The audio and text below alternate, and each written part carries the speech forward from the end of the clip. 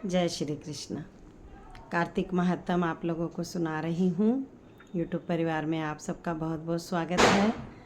कार्तिक मास के 25 अध्याय पूरे हो चुके हैं कार्तिक महात्म के। हमने लास्ट जो अध्याय में छोड़ा वो पाप पुण्य कलयुग में नहीं है। मनुष्य को उसके ही किए हुए पाप और पुण्य खुद ही भोगने हैं और इसके लिए प्राचीन इतिहास बहुत बड़ा पवित्र उग्र बुद्धि देने वाला जो है आज उससे शुरू करेंगे।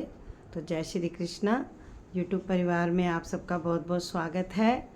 चैनल को लाइक कीजिए, शेयर कीजिए, सब्सक्राइब कीजिए, कमेंट्स कीजिए, जय श्री कृष्णा लिखिए, राधे राधे लिखिए। कार्तिक मास चल रहा है, नाम का स्मरण कर रहे हैं, अच्छी बात है। अगर लिख के मुझे भी करवाएंगे तो और अच्छी बात है।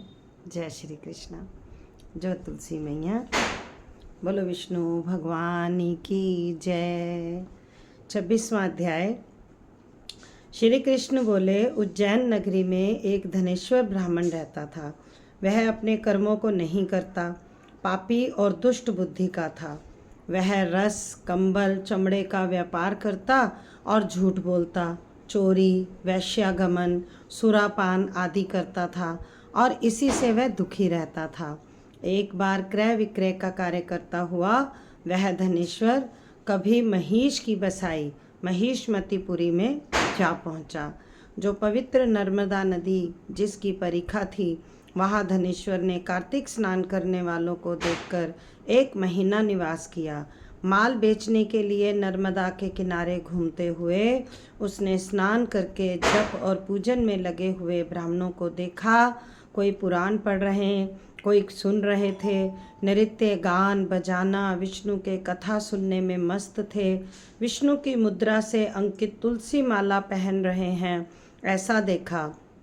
नित्य वहाँ घूमता, वैष्णवों के दर्शन और भाषण सुनता, उसे विष्णु के नाम का बोध हुआ। इस प्रकार महीने भर ठहरकर उससे कार्तिक के उद्यापन की विधि को भक्ति सहित भगवान के जागरण को भी देखा। पूर्णमासी के दिन ब्राह्मण, गो, इनका पूजन, कार्तिक स्नान किए मनुष्यों को दिए गए भोजन, दक्षिणा को देखा। फिर सायंकाल के समय मनुष्यों ने शिव जी की प्राप्ति के लिए दीप दान किया, उसको देखा। उसी तिथि में महादेव जी ने त्रिपुर दैत्य के 3 पूरन को जलाया था, इसलिए भक्त उस तिथि में उत्सव करते हैं। जो मुझ में और महादेव जी में भेद समझने वालों के सब पुण्य निष्फल होते हैं। फिर पूजन आदि को देखता हुआ धनेश्वर घूम रहा था, तभी काले सर्प ने उसे काट खाया। वह मूर्छित होकर गिर पड़ा। भक्तों ने उसको गिरा देखा, उसके चारों ओर इकट्ठे हो गए और तुलसी मिला जल उसके मुख में डाला। यम के दूत उसे मरे हुए को बांधकर कोड़ों से मारते हुए यमराज को समयमपुरी ले आए। चित्रगुप्त ने उसके सब दुष्कर्म यमराज से कहे। चित्रगुप्त बोला, इसने अपने जीवन में कोई सुकर्म नहीं किया जो कहा जा सके। हे महाराज, ये दुष्ट पाप मूर्ति के समान है, इसीलिए ये नरक में रहना चाहिए। यह सुनकर यमराज अग्नि समान रूप दिखाता हुआ अपने दूतों को क्रोध से आज्ञा दी, हे प्रेतपतियों, इसको मुग्धरों से मारते मारते कुंभीपाक नरक में डाल दो। ये पाप स्वरूप है। फिर मुग्धरों के मारने से मस्तक फूट गया। ऐसे धनेश्वर को प्रेतपाल ने तेल के गर्म होने का, जिसमें शब्द हो रहा है, ऐसे कुंभीपाक नरक में डाल दिया। उसके डालने से अग्नि शीतल हो गई, जैसे परीले प्रहलाद को डालने से शीतल हो गई थी। तब प्रेतपति ने विस्मय युक्त हो सब वृतांत यमराज से कहा। यमराज प्रेतपति की बात सुनकर विस्मय से उसको बुलाकर विचार करने लगा। तभी वहाँ नारद जी पहुँच गए। यमराजा ने उनका पूजन किया। उस धनेश्वर को देखकर नारद जी बोले, हे यमराज, यह नरक भोगने योग्य नहीं, क्योंकि इसने अंतिम समय में नरकों को दूर करने वाला कर्म किया है।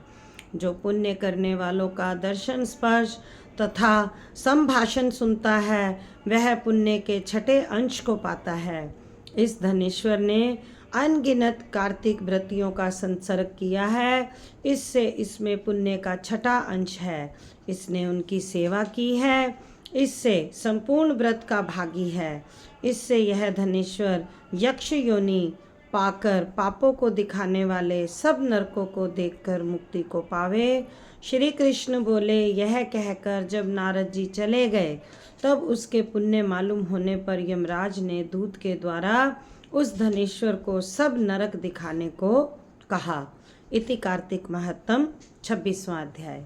बोलो श्री विष्णु भगवान की जय। श्रीमन्नारायण नारायण नारायण, लक्ष्मी नारायण नारायण नारायण, श्रीमन्नारायण नारायण नारायण। बोलो विष्णु भगवान की जय। 27वां अध्याय। श्री कृष्ण बोले, फिर यम की आज्ञा मानकर प्रेतपति ने धनेश्वर को नरक दिखाए और बोला, हे धनेश्वर, इन भयंकर घोर नरकों को देखो, जहाँ पापी मनुष्यों को यमदूतों द्वारा सताया जाता है। यह भीषण तप्त बालुक नरक है, जिसमें शरीर जले पापी लोग चिल्ला रहे हैं।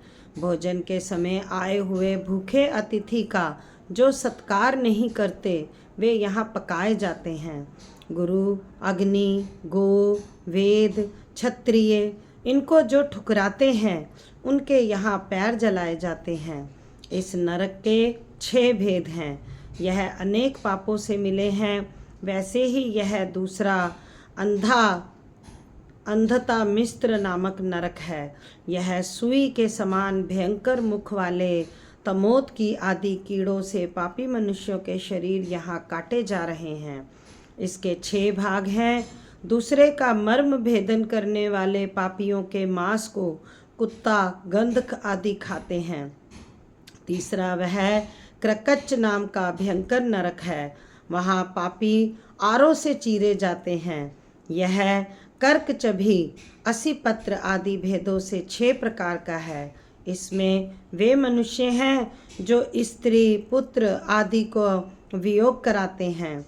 वे मनुष्य यहाँ पकाए जाते हैं। ऐसे पापी लोग यहाँ सताए जाते हैं। ये अर्गला नामक चौथा नरक है। पापियों को अनेक तरह की फांसियों से बांधकर यम के दूत सता रहे हैं। इसके 6 भाग हैं। यह 5वां कूटशालमी नामक नरक है। इसमें अंगारे की तरह सेमर के कांटे हैं और इसमें पराई स्त्री से रति, दूसरे से द्रोह करते हैं और दूसरे के द्रव्य को छीनते हैं। वे पापी 6 प्रकार के कष्टों से पकाए जाते हैं। यह गलवण नामक छठा नरक है। इसमें रक्त और पीप भरा है। इसमें पापी मनुष्य नीचे मुँह करके पकाए जाते हैं, जो अभक्ष्य वस्तुओं को खाते हैं और जो दूसरों की निंदा और चुगली करते हैं। वे मारे पीटे जाने पर भयानक शब्द करते हैं।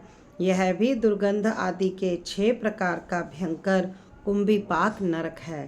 हे धनेश्वर, यह तेल आदि द्रव्यों से 6 प्रकार का है। इसमें महापापी मनुष्यों को यम के दूत तेलों में उठाते हैं। नरकों में कई हजार वर्ष तक पापी इनमें यातनाओं को भोगते हैं।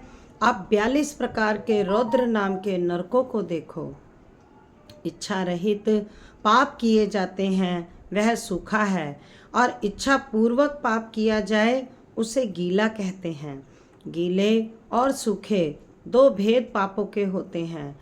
नरक के 84 भेद हैं। अप्रकीर्ण, प्रक्तेन, मली, नीलकरण, जाति, भ्रमशंकरण और उपपातक, अति पाप, महापाप, ये 7 तरह के महापाप हैं।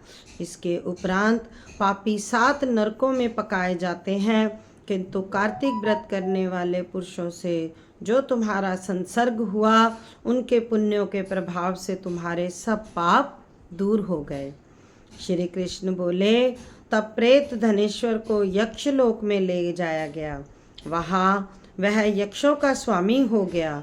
वही धनेश्वर धन यक्ष नाम से प्रसिद्ध कुबेर का अनुचर हुआ। उसके नाम से विश्वामित्र ने अयोध्या में एक तीर्थ बनवा दिया था। ऐसे प्रभाव वाला कार्तिक का व्रत भक्ति और मुक्ति को देने वाला है।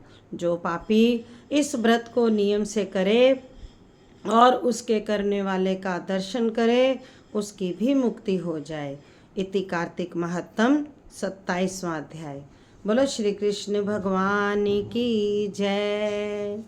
श्रीमन नारायण नारायण नारायण, लक्ष्मी नारायण नारायण नारायण, श्रीमन नारायण नारायण नारायण। बोलो श्री विष्णु भगवान की जय। बोलो श्री कृष्ण भगवान की जय। बोलो कार्तिक भगवान की जय। कलयुग के समस्त पापों को दूर करने वाला कार्तिक मास चल रहा है। कार्तिक महत्तम मैं आपको सुना रही हूँ। जुड़े रहिए मुझसे यूट्यूब चैनल पर। चैनल को लाइक कीजिए, कमेंट्स कीजिए, शेयर कीजिए, सब्सक्राइब कीजिए। जय श्री कृष्ण।